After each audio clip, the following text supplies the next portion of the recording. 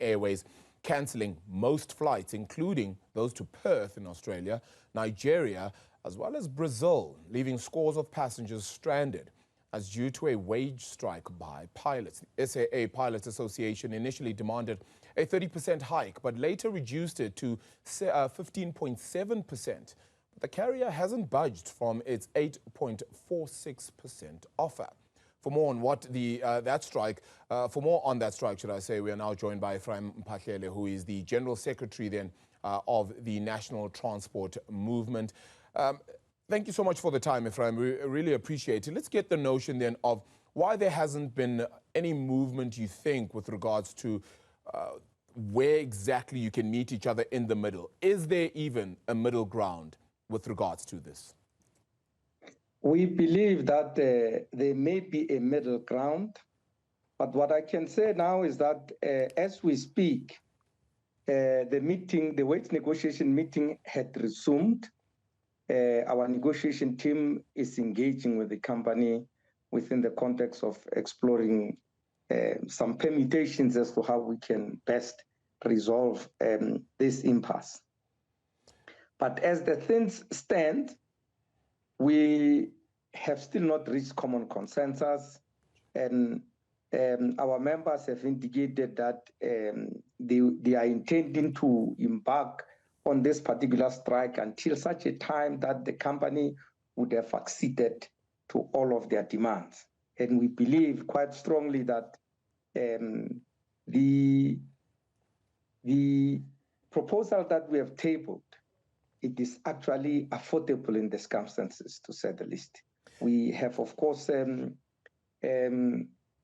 a 15.7% proposal, and we believe that given the fact that the company had generated profit in the last 2 financial years, and that they had also reduced the salaries of the pilots by about 50% during the COVID-19, we believe that what we have tabled is reasonable in the circumstances and that the company can afford to address that particular issue. Dr. Mphahlele, what is the reasoning that you have been given then by the airline as well with regards to why they are unable to offer you what it is you're demanding, which is that 15.7% wage increase? They had not been advancing a justifiable reason in the circumstances. All what they were saying was that if they were to accede to our demands, it would hit them hard in their coffers, which is not true. Because the pilots, as some of the employees who have actually been generating revenues for the airline, we believe that they also need some form of motivation in the circumstances. Has the conversation ever been about the growth of the airline further to what it was, of course, in the past? Right now, we're talking about flights, of course, to Perth, to Nigeria, to Brazil here as well then. Of course, the flagship of SAA used to travel to far broader areas, including that of London and the likes as well. Do you feel like that could be part of the equation here to say, if we are able to perhaps broaden the money that we receive right now, put that away, then at a later stage, it means that we are able to give a lot more at a later stage. Has that been part of the conversation at all? I'm not saying it's right or wrong. I'm just wondering whether that's been the convo.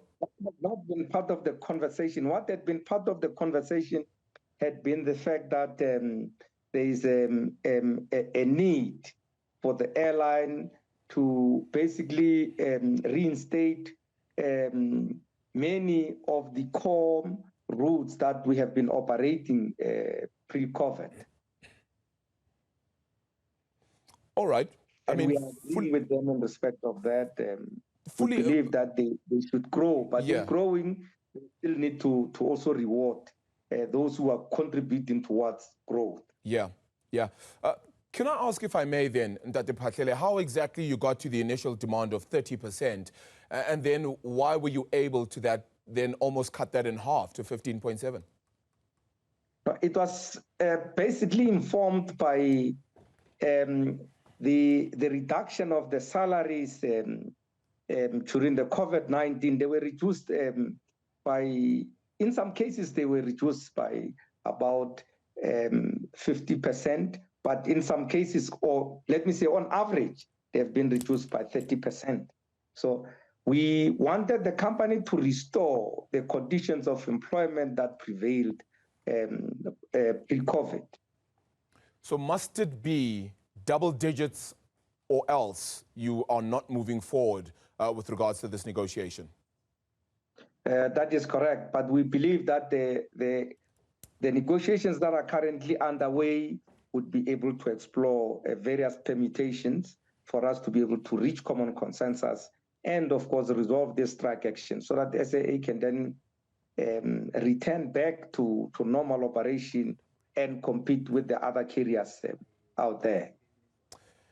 Ephraim Mphahlele, the General Secretary of the National Transport Movement, thank you so much for the time this afternoon. I hope we can find more words with regards to this and get a resumption then of progresses where both parties then as well are indeed happy to move forward.